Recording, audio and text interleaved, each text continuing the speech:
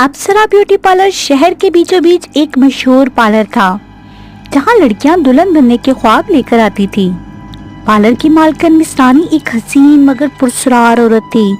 इसकी मुस्कुराहट में अजीब सी कशिश थी, लेकिन इसकी आंखों में कोई छुपा हुआ राज झलकता था। एक दिन जोया अपनी शादी के लिए यहाँ आई। मिस रानी ने इसे खुसूसी ब्यूटी ट्रीटमेंट देने की पेशकश की, जो पार्लर की सबसे महंगी सर्विस थी। जोया ने हैरत से पूछा, ये स्पेशल सर्विस क्या है? मिस रानी ने आहिस्ता से कहा, ये ब्यूटी ट्रीटमेंट तुम्हें हमेशा के लिए जवान और हसीन बना देगा। जोया खुशी से मान गई। मिस रानी इसे एक स्याह पर्दे वाले कमरे में ले गई, जहां एक बड़ा सारा आईना रखा था। इसने जोया को कुर्सी पर बिठाया और इसके चेहरे पर कोई ठंडा महलूल लगाया। अचानक जोया को लगा जैसे इसकी जिल्द खींचने लगी हो। वो घबरा कर आईने में देखने लगी, लेकिन आईने में इसका अक्स मौजूद ही नहीं था, बल्कि वहां मिस रानी का अक्स था, जो जोया के चेहरे के साथ नजर आ रही थी।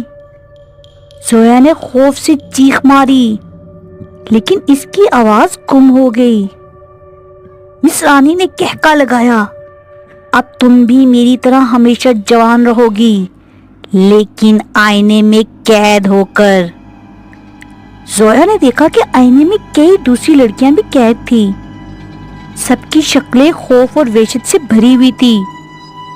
वो सब अप्सरा ब्यूटी पार्लर की वो लड़कियां थी जो स्पेशल सर्विस के लिए आई थीं। मिस रानी ने अपनी उंगलियों को चुटकी बजाई और जोया की आंखों के सामने अंधेरा छा गया। लेकिन अचानक इसे अपनी माँ की आवाज सुनाई दी, जोया कहाँ हो तुम? ये आवाज सुनकर जोया ने अपनी पूरी ताकत जमा की और चीख कर कहा, अम्मी मुझे बचाओ। मिस रानी घबरा गई, क्योंकि आईने में कैद रूहें आम दुनिया में आवाज नहीं निकाल सकती थी। जोया की माँ पार्लर में दाखिल हो चुकी थी और कमरे की तरफ बढ़ रही थी। जैसे ही वो अंदर आई, मिस रानी ने जोया को गायब करने के लिए जल्दी से आईने पर जादुई अल्फाज पढ़े। लेकिन जोया की माँ को सब पता चल चुका था। जोया की माँ ने अचानक दरवाजे के पास रखी मुकद्दस दुआ लिखी तावीज़ी चादर उठाकर आईने पर फेंक दी। आईना जोर से हिलने लगा, जैसे इसके अंदर जलजला आ गया हो। मिस रानी ने चीख मारी, ये मुमकिन नहीं है। आईने में कैद तमाम लड़कियों की रूहें चीखने लगी और अचानक जोया समेत सब लड़कियां आईने से बाहर आ गईं। लेकिन मिस रानी की आंखें खौफ से फैल गई, क्योंकि अब वो खुद आईने में कैद हो चुकी थी। जोया और बाकी सब लड़कियां बेहोश होकर जमीन पर गिर गई। जब वो होश में आई तो मिस रानी गायब हो चुकी थी और आईना टुकड़े टुकड़े हो चुका था। जोया ने हैरत से अपनी माँ को देखा।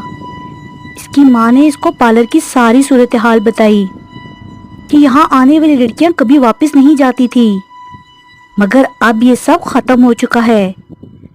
कुछ दिन बाद पुलिस ने पार्लर बंद करवा दिया और जगह सुनसान हो गई।